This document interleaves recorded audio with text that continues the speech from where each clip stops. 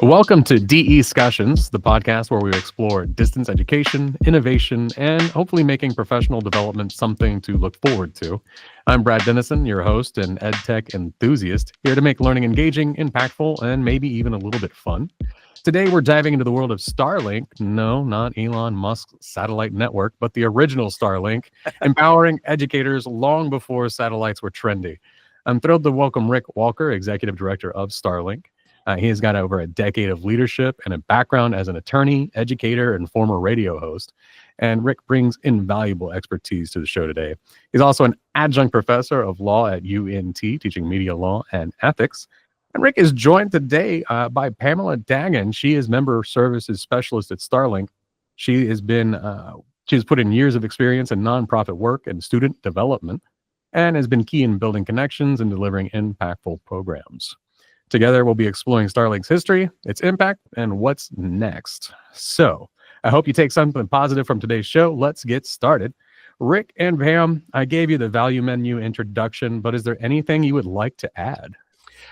My dog Bear is offended. He was left out. He's looking at me with big eyes, so he wants to make his presence known. But no, it's an honor to be here.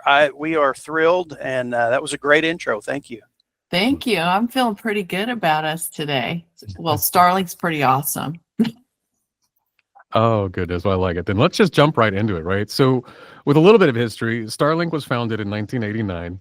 How did it get started, and how did it evolve to meet the needs of today's higher education landscape? Yeah, great question. So Starlink was actually a discussion with then Governor Rick Perry and Dr. Pam Quinn. They realized that, especially in rural areas in Texas, that Texas needed a virtual college, a virtual delivery system. Keep in mind, 1989, this was before the iPhone was even released. And out of a discussion, they realized that could be a cost-efficient way to train higher educators. Of course, back then we were using satellite technology with the uplinks and downlinks, and it was a big deal. So we actually started off of a federal Perkins grant. It was a Perkins grant that we saw a need, and so Starlink was born. And Dr. Pam Quinn, she was at the LaCroix Center for Educational Telecommunications. She came up with the name Starlink, and it was for actually, a lot of people don't know this, state of Texas resources link. So that's how the original Starlink. Elon Musk came many years later, and we hold the IP, we hold the name, so it's our name, Starlink. So but no, we get confused. Poor Pam, she gets Elon Musk's email every day. Disgruntled every day. So I don't get Starlink professional development disgruntled emails. No, that's good. So, Brad, just a quick story since we're on the name confusion. I walked into a restaurant one day, and I wore my Starlink shirt, and this old lady, she was nearly in tears, and she came up to me and she just touched my arm and said, "I just want to thank you. I want to thank you so much because you helped me get into my car when it was locked." And apparently Starlink and Subaru, there was a Subaru Starlink also, and it would help you unlock your car, navigation server. And so anytime I wear my Starlink shirt, I get confused with Elon. And so rather than me explain, I just am now saying, "Well, you're welcome. It's an honor to serve, ma'am." And so just roll with it. Yeah, but there's 2 or 3 Starlinks out there apparently. Oh my gosh, I like it. So when I started here at College of the Mainland, I got a kind of crash course from the individual that was here like 50 years ago, starting what was the media department. Mm-hmm. And I was introduced or shown what was the Starlink receiver. And I was told that on the roof, there was a Starlink satellite, and it hadn't worked in a while. Yes. And so then it became, my next introduction to Starlink was all the VHS tapes that they had collected at the college. Yep. And I came in about the same time y'all were mailing out DVDs, and now y'all evolved into just, being internet and streaming and modern. So can y'all talk a little bit about that history of just following and evolving with the technology? Absolutely. And wow, you are one of the veterans that you've survived. Yes. You just did the 3-trip activity that got us to where we are today. So basically, the internet forced a change. We, like I say, and like you experienced, we had a satellite yard. We actually were stationed in Austin and in Dallas. We had a satellite uplink truck where we could go to remote locations, but it was a painstaking. We had to get the production truck hooked into the satellite uplink, beam it up into space, shoot it back down, and every one of our sites would have a satellite dish to download the live content, and it was many times live. This would take staff and faculty a half day because we would do 2-3 hour programs. And it served its purpose in the day. But when the internet and the VoIP technology, voice over internet, and all, obviously satellite became a dinosaur quite rapidly. So we changed with the times and we started internet delivery, but there was still this long format mentality that a show would be an hour long and we would have a VHS, or then we hit DVDs and we'd say, pause here, go into breakout groups, discuss this question, and come back in 5 minutes. And it was meant to be a group training, professional development. But that was clunky. The first day I took over in 2014, we were still actually doing a lot of the long play format. And I love Dr. Brad Watson. He was president at one of our member institutions, was a mentor to me. He sat down, he goes, listen, faculty are so busy now, and they don't have time to take an hour or 2 hours out of their day to meet in groups. And he encouraged us to go into bite-sized, shorter format. So from day one, we turned this long format into modular based. That is basically, when you sign up for STARLINK, you're a member, you take it in little bite-sized chunks. If you only have 5 minutes, it's modular based, 24/7. You have your own dashboard. And it basically was a game changer. We saw growth explode because now we are convenient to faculty members, to admins, to professional staff. So it was a game changer in that we changed to this modular bite size. But I don't know many people, Brad, that have lived through the satellite, the VHS, the DVD, and now the online delivery through modular base. That's pretty impressive. I will say my only hands with the satellite equipment was when we were getting it taken down. Tearing it down. Yeah, well, it's a good relic. Makes a good boat anchor, I guess. So. Oh, no. Well, no, I like it. And you're talking about supporting educators and institutions, right? So over the years, STARLINK has done that for, well, now since, again, 1989. Is there a success story or an example of measurable impact that STARLINK has had on professional development that you'd love to share? Oh, wow. There's a book of them. And one thing so the state of Texas, they legislatively mandate certain trainings, compliance trainings. For instance, if you're a state employee, you have to take Title IX training, you have to take FERPA, you have to take cybersecurity, and these things are legislatively mandated. And the best compliment we get, especially from our rural community colleges, we serve all 50 community college districts in Texas, and we provide all these mandatory compliance. And so it's free, and it saves the state of Texas literally millions of dollars rather than getting expensive third-party licensing per employee and so forth. And so just one particular recent success story is our cybersecurity training. We are certified by the DIR, Texas DIR, and it's required legislatively. And so we started getting, in the last 2 years, cities, city of North Richland Hills, Electra, Webb County, and other cities saying, hey, this is saving a lot of money, this free resource. We'd like to take your training. And then home well care services, health care services, Texas Commission on Environmental Quality, they're 2,500 employees.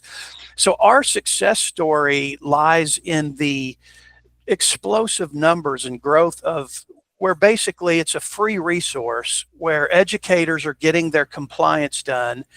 But it goes beyond that. It goes into pedagogy and communication and technology and best practices. So I think the budget impact and the compliments we get, and Pam can probably address. She's the face of Starlink. She's on the front line, and she gets people all the time just saying, "Hey, thank you. This is not only engaging, but it's budget friendly. It's free, and this is a game changer." So we're just proud to be able to supply that. Right. You even had a direct impact from the mayor at Richardson, the city of Richardson. They were having issues with community gardening and feeding the students. So Rick reached out to, I just forgot his first name, Jay Ali, Mr. Ali. AJ, yeah. Ali. Yeah. Mm-hmm. And we did a big program on that. Actually, we've done 3 programs with him and started producing these community gardens to help the students. I mean, that's Oh yeah, that was amazing. We went to Amarillo College. They have one of the best food pantry programs in the state of Texas. And so we did a training on how to start a food pantry, and it was called Feeding Our Hungry Students. I mean, we have a need, and that was especially satisfying to be able to equip colleges. And then with AJ Ali, he had community gardens where we were encouraging people to go out and start community gardens. And AJ's project was he would engage law enforcement with the community, because there was a lot of friction and underserved populations that are food deserts. And so it's just a beautiful coming together of seeing students working alongside with law enforcement, creating gardens, and so that was quite satisfying, that not only are you training, but it's something that's sustainable, that lives on. No, I really like that, because you're talking about something it's still professional development, but it's life skills. It's improving the community. It's improving the students beyond what we normally think about. Absolutely. And that actually transitions me well into my question here for Pam, actually. So Pam, as the what's the title there, member services specialist with Starlink, when you're looking at, we're talking about soft skills like that, but when you're looking at technology in general, when you're looking at skills in general, from AI to gardening, how are you working with and choosing which innovations or which topics or where you're going with y'all's professional development offerings? That's a great question. And the span, it's interesting, but we send out surveys every quarter to see what our colleges, and outside of Texas too, the other colleges, what their interests are. And then Rick and I put together the programs. And every year since I've been here because I've been here 10 years now, believe it or not, it's the same things. Technology, and now we're adding AI to technology because we didn't have that 10 years ago. Communication and soft skills, dealing with difficult students. Those are always our top subject matters for the last 10 years. But that's what we do. And more than anything, I think how we respond is one-on-one trainings. The live trainings have become really popular, because we can really hone in on those subject matters in groups and get feedback from everyone. And then we also record those and send those out. Those have been huge this last, 2 years, Rick, you would say? Yeah. Yeah, it's been doing great for us. Because it all becomes around communication and collaboration, because when somebody sees it, they're like, that's what I was thinking. Hey, can you guys come out here and do this? Or can you throw together some programs for us to present to our employees? Yeah, Pam hears needs from our constituency through surveys, through day-to-day conversations. We also have a committee, a Starlink board that we meet, that is representative throughout the whole state. And we ask what's going on in Texas, what professional development, what's the heartbeat, so we can customize and be relevant. And so that's important for us to not just be a factory cookie cutter PD, but to actually hear the heartbeat of community colleges in Texas and say, where are you at? What are your needs? And that has been a really good resource for us to hear from our committee and the surveys. It's fantastic. And y'all keep serving up transitions for me. I absolutely love it. So you're talking about collaboration. I mean, that's a big part of what y'all are doing. So let's not focus in on just one of those 50 community colleges in Texas City. Like, let's just talk about in general, like, where are y'all growing? What's Sure. next? What initiatives, what collaborations are coming? Well, Pam, you can jump in on this too, but I think one of our latest success stories is with Lone Star College in Houston. We have been doing monthly live trainings with their faculty and staff. We just went through a cybersecurity certification program a couple of weeks ago with them, and we have had huge success. They'll pick a topic, and then we will curate based on our database of experts, and we'll bring live training. And so they've done this really brilliant lunchtime professional development to really hone in on fine-tuning the skills of their faculty, staff, administrators over lunch. So once a month, we all get together and we bring our professionals to the table on the topics that they've picked. So that's one of our more recent, I think, success stories with one of the colleges. Even on outside organizations in Texas, like the TCCTA, they were interested. They didn't have a dual credit course. How do we expand on that? So we put together a dual credit course and then record it, and also our colleges get to share it. But we work with these outside entities too of Texas. Yeah, we get hit up for grant projects quite often that they military, we did a big military college credit for heroes and a training for them. And so we get included in a lot of grant projects. So it's just kind of it's like Christmas every week. We're not sure what's coming up this week, but we just might get a gift, a new project and collaboration. So. I like it. I mean, and even like you and I and Pam, like I've had the familiarity with STARLINK, but I'm just starting to have these conversations with y'all as we were prepping for more podcast ideas. And just a week or two ago, administration here at the college was asking about artificial intelligence training for our faculty. And I just thought, I'll ask y'all, and y'all surprised me with the willingness to help, like look at what y'all have in your resources and how y'all could help the institution with what we needed outside of your regular planning. So I really appreciate what y'all are doing for everybody. Thank you. That's what we're here for. That's what we enjoy. Oh, no, anything to help me make my life slightly easier at the college is always really appreciated. That's so right. Absolutely. That's right. So Rick, Pam, before we wrap up, is there anything I missed? Anything that you're excited to talk about? Where can the people find you? Where can they find your content? That kind of stuff. Sure. Pam, if you want to give the information where to find us, but I would just say this. Thank you so much for letting us get the word out, because this is something that is making an impact on educators. We all need professional growth in our whatever we do. And STARLINK is honored to be able to provide that. And you'd mentioned AI. That's been a real buzz lately. And we even presented at League for Innovation in California this past year. Dr. Chris Deedy of Harvard was one of our experts. Our library just continues to grow through partnerships, collaboration. Our 20-minute mentors are very popular. We've partnered with Magna Publications. But it's Brad, it's the Brad Dennisons that perpetuate our growth, that you guys are using us, implementing, and we are to be a tool in your toolbox to make you a better institution, to have you meet the legislatively mandated compliance at no cost. And we also customize trainings for your needs. And that's what we're here for. So, Pam, you want to give them any information on? Oh, yes, please. Anytime you can go to our website is starlinktraining.org.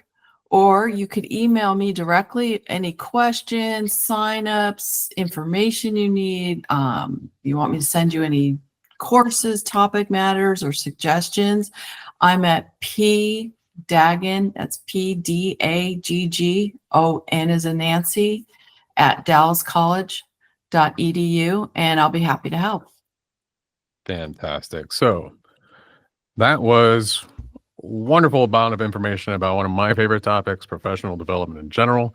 We have been learning about STARLINK and their professional development for higher education platform. Been joined by Rick Walker, Executive Director of STARLINK, and Pam Daggon, Member Services Specialist for STARLINK as well. Ladies and gentlemen, thank you all so much for joining us for this episode of DE Discussions. And again, Rick, Pam, thank you so much for your time. And I believe you've now convinced me I'll be bringing you back multiple times. All right. Thank you, Brad.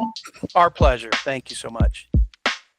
Oh, gosh. Yeah, no, that went very well. Thank y'all so very much. You did a great job, Yeah, Brad. I tell you, I'm not good at this stuff. I can tell you.